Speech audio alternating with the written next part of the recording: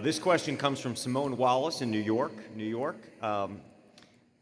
And she writes, over the last 50 years, we Berkshire shareholders have effectively been long sugar consumption through directly owned companies such as See's Candies, Dairy Queen, in funding Heinz, and in publicly traded investments such as Coca-Cola today.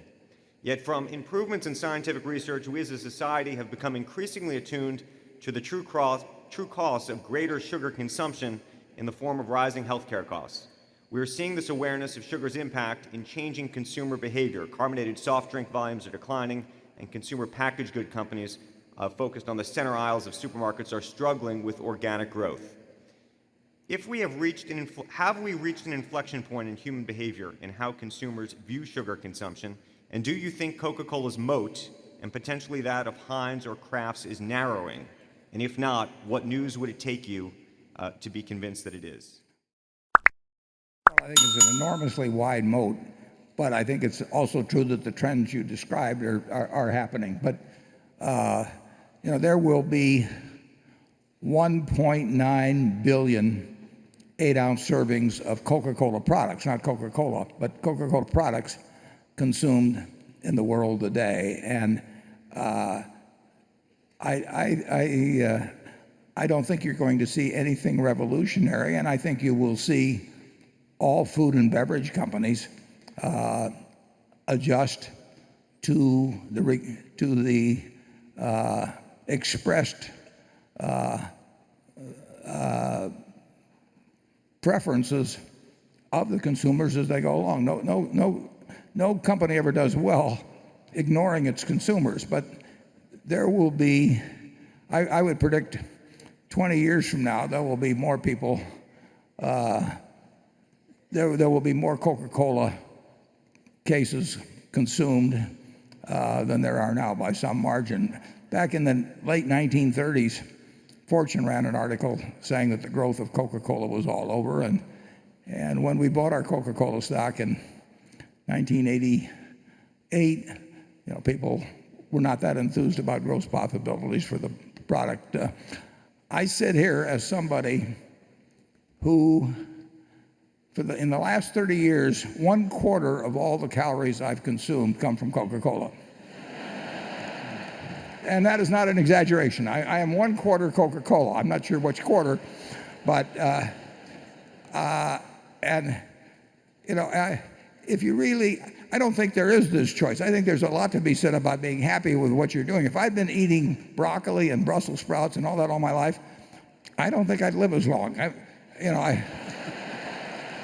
Every meal I would approach thinking, it's like going to jail or something. And no, I think, Charlie?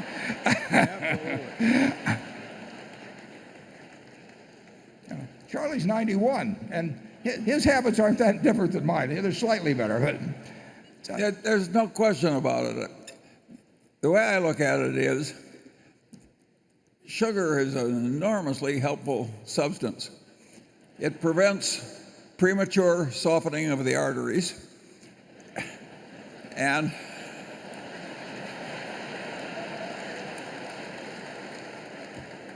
the way I look at it is that if I die a little sooner, that'll just be avoiding a few months of drooling in a nursing home. Charlie and I have enjoyed every meal we've ever had virtually, except when I was eating my grandfather's, and he maybe eat those damn green vegetables. But there obviously are some shifts in preferences, although it's remarkable how durable items are in this field. Berkshire Hathaway, I believe, was the largest shareholder of General Foods from about 1981 or thereabouts to about 1984 when it was bought by Philip Morris. And that's 30 plus years ago, and those same brands, they went through Philip Morris, they got spun out as Kraft, they broke Kraft into two pieces, but now we're going to own those brands, and they're terrific brands. But, Heinz goes back to 1869. The ketchup came out a little later. They went bankrupt actually when they were counting on horseradish or whatever it was. But the ketchup came out in the 1870s, and Coca-Cola dates to 1886. And it's a pretty good bet that an awful lot of people are going to like the same thing. And when I compare drinking Coca-Cola, to something that somebody would sell me at Whole Foods, I don't know. I don't see smiles on the faces of people at Whole Foods.